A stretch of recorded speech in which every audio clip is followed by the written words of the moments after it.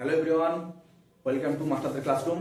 আজকে তোমাদেরকে আমি কিছু সিচুয়েশন বেসড কোশ্চেন বলবো এবং সেই প্রত্যেকটা কোশ্চেনের মানে প্রপার অ্যান্সার কেমন হওয়া উচিত সেই সম্পর্কে ধারণা দেব। তো দেখো, এর আগে আমি একটা সিচুয়েশন বেসড কোশ্চেনের তোমাদের টিউটোরিয়াল দিয়েছি। আজকে যে টিউটোরিয়ালটা দেবো এটা হলো পার্ট 2। এর আগে আমি পার্ট 1-এ তোমাদেরকে এরকম সিচুয়েশন বেসড কোশ্চেন 5টা দিয়েছি, আর আজকে নিয়ে এসেছি আবার নতুন 5টা কোশ্চেন। তো যেহেতু সিচুয়েশন বেসড কোশ্চেনগুলো মানে এগুলো একটু আলোচনা করতে গেলে ভিডিওটা অনেকটা লেন্দি হয়ে যায়, ওই জন্য আমি দুটো পার্টে তোমাদেরকে ভিডিওটা দেওয়ার চেষ্টা করেছি। তো দেখো, এই প্রশ্নগুলো তোমাদের করলে তোমরা কিভাবে প্রত্যেকটা প্রশ্নের প্রপার অ্যান্সার দেবে, সেই প্রপার অ্যান্সারগুলো কি হবে সেইগুলো তোমাদেরকে আজকে আমি বলবো। তো সবাই দেখতে থাকো। 1 নাম্বার প্রশ্ন, মনে করো তোমাকে ইন্টারভিউ রুমে প্রশ্ন করলো যে শিক্ষক হিসাবে বিদ্যালয়ে প্রথম দিন তুমি কিভাবে ছাত্রছাত্রীদেরকে ক্লাসে পড়াবে।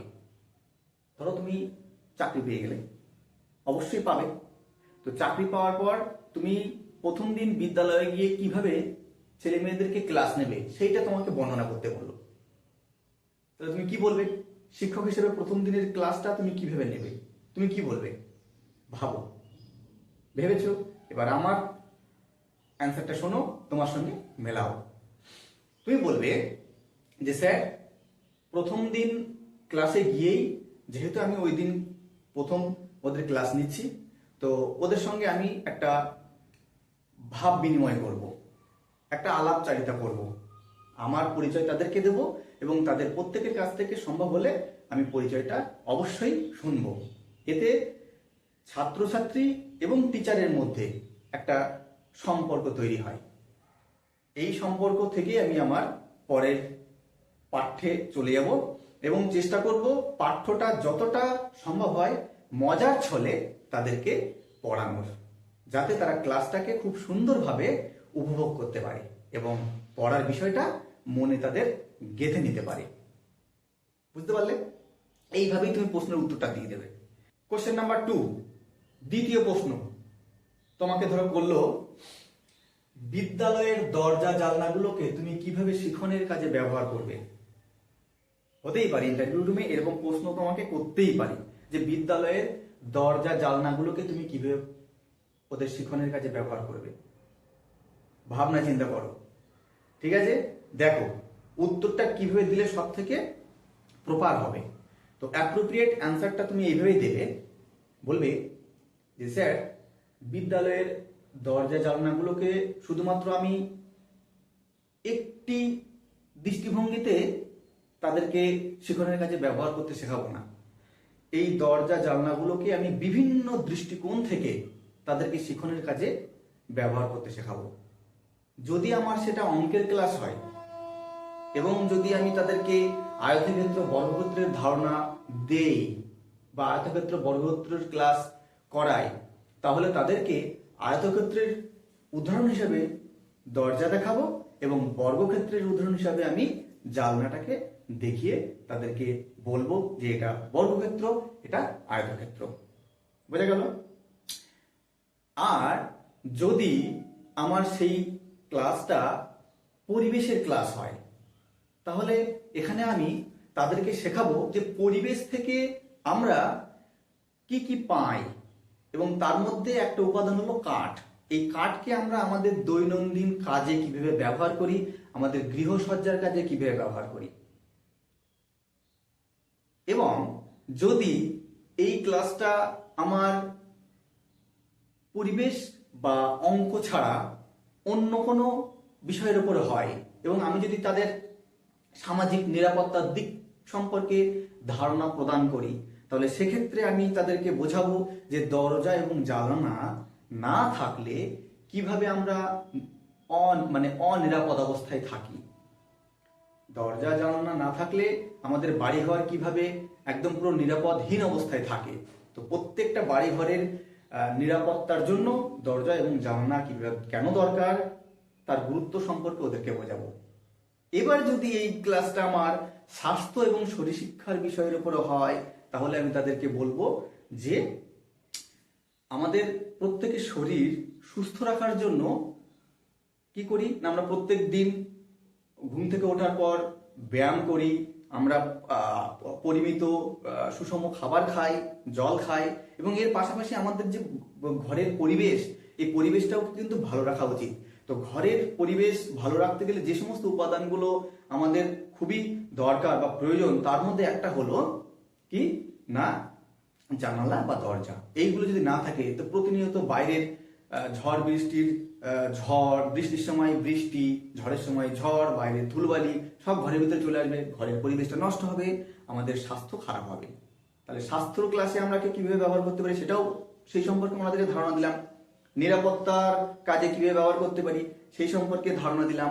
অঙ্কের ক্লাসে কিভাবে ব্যবহার করতে পারি সেই সম্পর্কে ধারণা দিলাম। পরিবেশের ক্লাসে কিভাবে ব্যবহার করতে পারি সেই সম্পর্কে ধারণা দিলাম। সমস্ত দৃষ্টিকোণ থেকে কিন্তু আমি জানলা বা দরজাকে একটা উদাহরণ হিসেবে তুলে ধরে কিভাবে ওইগুলো আমাদের জীবনে একটা গুরুত্বপূর্ণ ভূমিকা পালন করে সেই সম্পর্কে ধারণা দিলাম। তাহলে কত সুন্দর হলো উত্তরটা। তোমরাও এইভাবে গুছিয়ে নেবে উত্তরটা, কিভাবে বলবে এই বিভিন্ন দৃষ্টিকোণ থেকে বলবে, তাহলে দেখবে কোনো প্রশ্ন করতে পারবে না। ঠিক আছে, তো চলে আসি আমরা পরের প্রশ্ন, আমাদের নেক্সট কোশ্চেন 3 নম্বর প্রশ্ন, বিদ্যালয়ের দেয়ালগুলিকে কিভাবে শিক্ষণের কাজে তুমি ব্যবহার করবে, মানে আমরা কিভাবে ব্যবহার করতে পারি। যদি তোমাকে এই প্রশ্নটা করে যে তুমি বিদ্যালয়ে গিয়ে মানে স্কুলে জয়েন করে তুমি স্কুলের দেয়ালগুলোকে কিভাবে শিক্ষণের কাজে ব্যবহার করবে, দেখো উত্তরটা কেমন করে দিলে সব থেকে ভালো হয়। তো তুমি বলবে যে স্যার, বিদ্যালয়ের যে দেয়াল, সেই দেয়ালগুলিকে আমি ছাত্রছাত্রীদের সৃজনশীল বিকাশের জন্য ব্যবহার করব। সেক্ষেত্রে যে ভালো ফুল আঁকতে পারে তাকে দিয়ে আমি বিদ্যালয়ের দেয়ালে, যেখানে সবার সামনে সেটা পড়বে, সেই জায়গায় ফুল আঁকাবো। যে ভালো সৌরজগৎ সম্পর্কে আঁকিবুকি করতে পারে তাকে সৌরজগতের ছবিটা আঁকতে বলবো।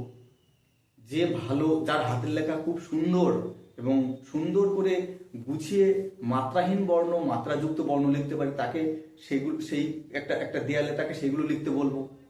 বিভিন্ন ধরনের মানে মনীষীদের যে বাণী, সেই বাণীগুলোকে তাদের সামনে আমরা তুলে ধরবো, যাতে করে তারা জীবন শিক্ষা পায়, জীবনে মানে কিভাবে এগিয়ে যেতে হয়, জীবনের একটা যে প্রত্যেকটা মানুষের একটা উদ্দেশ্য থাকে, হ্যাঁ, সেই উদ্দেশ্যগুলো তারা বুঝতে পারে। তো এইভাবেই আমি তাদের সৃজনশীল ভাবের বহিঃপ্রকাশ হিসাবে বিদ্যালয়ের দেয়ালটাকে ব্যবহার করব। ঠিক আছে, কত সুন্দর উত্তর হলো। আচ্ছা, এবার এখানে আরেকটা প্রশ্ন তোমাকে করতে পারে। কি প্রশ্ন করতে পারে? আচ্ছা, তুমি বলো তো যে বর্তমানে বিদ্যালয়ের দেয়ালগুলিকে ব্যবহার করার জন্য একটা সরকারি প্রকল্প চালু আছে, এই সরকারি প্রকল্পটার নাম কি? তো তোমরা সবাই জানো অবশ্যই, তবুও আমি আরেকবার বলে দিচ্ছি। এই যে সরকারি প্রকল্পটা চালু আছে সেটার নাম হলো বালা, BALA। এই বালা কথার ফুল ফর্ম হলো building as a learning AIDS, অর্থাৎ বিদ্যালয়ের দেয়ালগুলোকে শিক্ষণের কাজে কিভাবে ব্যবহার করতে পারি তার জন্য সরকার প্রদত্ত একটা প্রকল্প চালু আছে। সেই প্রকল্পটার নাম হলো বালা প্রকল্প, অর্থাৎ building as a learning AIDS. এর মাধ্যমে আমরা কি করি, ওই ছাত্রছাত্রীদেরকে তাদেরকে রং তুলি দিয়ে যে বিষয়ে পারদর্শী তার সৃজনশীল ভাবের বহিঃপ্রকাশের জন্য বিদ্যালয়ের দেয়ালটাকে দিয়ে দিই, যে তুমি এখানে তোমার ভাবটাকে প্রকাশ করো। যার যা ইচ্ছা সে সেগুলোকে লিখে বা এঁকে ওখানে রাখে এবং সেগুলো সবাই দেখে। এই প্রকল্পের মেন উদ্দেশ্য হলো ওদের সৃজনশীল ভাবের বহিঃপ্রকাশ করা। তো তোমাকে এই প্রশ্ন ধরতে পারে, তুমি বলবে সেটা, ঠিক আছে, বা এরকম শুধু প্রশ্ন করতে পারে বালা কি, তখন বলবে যে বালা কি। এবার কোশ্চেন নাম্বার 4 কি, মনে করো ইন্টারেস্টিং প্রশ্ন, যে বিদ্যালয়ের একটি ছাত্রীকে আই লাভ ইউ বললো, তাহলে সেক্ষেত্রে তুমি কি করবে? তো বিদ্যালয়ের একটা ছাত্র যদি একটি ছাত্রীকে আই লাভ ইউ বলে তাহলে তোমার কি করণীয়, ভাবো বিষয়টা। ঠিক আছে, এবার আমার উত্তরটা শোনো। তুমি বলবে যে স্যার, প্রথমেই আমি যে দুইজনের সম্পর্কে এই জিনিসটা শুনবো, ওই দুইজনকে আলাদা আলাদা ভাবে আমি ডাক করব, ডাক করে উভয়ের কাছ থেকে শুনবো। প্রথমে আমি যদি ছেলেটাকে ডাক করাই তার কথা শুনবো এবং তাকে বোঝাবো যে তোমার এই বয়সে কোনো একটা বন্ধু বা বান্ধবীকে আই লাভ ইউ বলাটা ঠিক নয়, এবং এই আই লাভ ইউ শব্দটা বলার জন্য তোমার বন্ধু বা বান্ধবী কতটা মন খারাপ, তার কতটা খারাপ লেগেছে সেই সম্পর্কে তাকে বোঝাবো। এবং আমি এও বলবো যে এই আই লাভ ইউ শব্দটা যে খুবই খারাপ তা নয়, কিন্তু তুমি যে বয়সে এই আই লাভ ইউ শব্দটা বলছো এবং যাকে বলছো সেটা ঠিক নয়। মেয়েটাকেও ঠিক একইভাবে ডাকবো, ডেকে আমি তাকে কি বলবো, তাকে বলবো যে এই শব্দটা আমরা সবাই মা বাবাদেরকে বলে থাকি, তো এটা খুবই মানে এমন কোনো খারাপ শব্দ নয়, তবে যে বন্ধুটি তোমাকে এই শব্দটি বলেছে সে অন্যায় স্বীকার করেছে, সে বলেছে সে তোমাকে আর কখনো বলবে না, আর এটা নিয়ে তোমার আর মন খারাপ করার কোনো দরকার নেই, তুমি এই বিষয়ে আর মন খারাপ করো না, ভবিষ্যতে তোমার সাথে বা তোমার সঙ্গে এই বিষয়টি আর ঘটবে না। এইটা বলার পাশাপাশি আমি উভয়কেই ক্লাসরুমের ভেতরে কখনোই পাশাপাশি বসাবো না, চেষ্টা করব একে অপরের থেকে একটু দূরত্ব বজায় রেখে যাতে বসে, সেই জন্য আমি চেষ্টা করবো তাদেরকে একে অপরের থেকে দূরত্ব বজায় রেখে বসাবার। আর বিদ্যালয়ের বাইরে যাতে ভবিষ্যতে এরকম কোনো ঘটনা না হয় তার জন্য তাদের উপরে আমি তোমার দৃষ্টি রাখবো। এইভাবে তুমি তোমার উত্তরটা বললে, ঠিক আছে? তাহলে একদম কিন্তু প্রপার হলো। এখানে কোনো কাউন্টার প্রশ্ন করার জায়গাই থাকবে না। কাউন্টার প্রশ্ন করলে কি কি কাউন্টার প্রশ্ন করতে পারে যে ভালোবাসা শব্দটা কি খারাপ?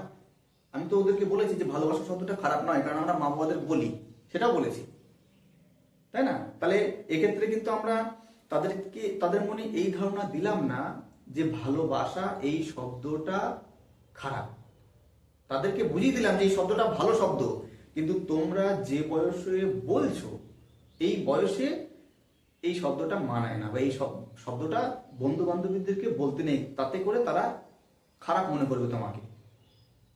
এবার দেখো কোশ্চেন নাম্বার 5, তোমাকে যদি বলে যে তোমার ক্লাস চলাকালীন হঠাৎ করে তোমার ক্লাসের কোনো একটা ছাত্রের চশমা ভেঙে গেল, তুমি কি করবে? তুমি কি বলবে টিচার হিসেবে? যে আমি তাকে তুমি তো বকাবকিও করতে পারবে না, তুমি তাকে বাড়িও পাঠাতে পারবে না, তাহলে তার ক্লাসটা মিস হয়ে যাবে।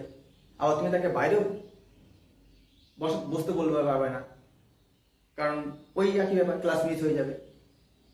তুমি করবেটা কি? যদি তুমি বলো আমি হেড স্যারকে খবর দেবো, কেন দেবে হেড স্যারকে খবর?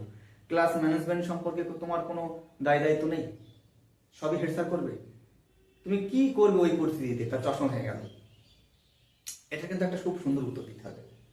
তো দেখো উত্তরটা তোমরা কি ভেবে দেবে যে স্যার যদি আমার ক্লাস চলাকালীন কোনো ছাত্রের চশমা ভেঙে যায়, তাহলে প্রথমেই আমি ক্লাসে, যেহেতু সবাই শিশু, তো একটা চেঁচামেচি চিৎকার পরিবেশ তৈরি হবে, এই ভেঙে গেছে ভেঙে গেছে ভেঙে গেছে, তো সবাইকে আমি আগে শান্ত করব, করে আমি ওই যার চশমা ভেঙে গেছে তাকে বলবো যে সে কোনো রকম ভাবে আহত হয়নি তো, তার চোখে কাচের টুকরো ঢুকে যায়নি তো। যদি এরকম কোনো পরিস্থিতি না হয়, তাহলে আমি তাকে বলবো যে সে চোখে পুরোপুরি একদম দেখতে পায় না, কিছুটা হলে দেখতে পায়, তো যদি দেখতে পায় তাহলে তাকে আমি প্রথম বেঞ্চে বা প্রথমে সারিতে এনে বসাবো, এবং যে জায়গায় তার চশমাটা পড়ে ভেঙে গেছে, যেহেতু কাচের টুকরো সেখানে পড়ে থাকবে, তো অন্যান্য ছাত্রছাত্রীদেরকে সেই জায়গা থেকে একটু দূরত্ব বজায় রেখে বসতে বলবো।